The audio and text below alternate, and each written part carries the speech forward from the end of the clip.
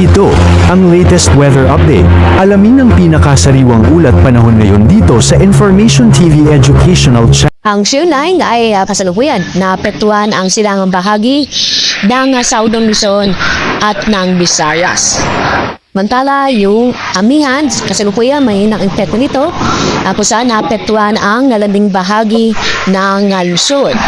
At yung easterlies, ito yung mainit na hangin na kung saan nagdadala ito ng marinsang na panahon. Kung saan naapektuhan ang malaking bahagi ng Mindanao.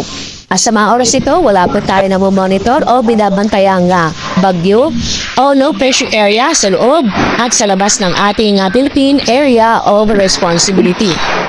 At sa susunod ng 2 hanggang 3 araw, itong mahinang amihan ay patuloy na hihina ito. Kaya bukas, naasahan po nating walang amihan na makapekto sa ating bansa. Samantala, yung easterlies ay inaasahan po natin na magpapatuloy ang mga kapekto sa ating bansa. At sa susunod na mga araw, wala tayong inaasang LPA o bagyo na makakapekto sa ating bansa.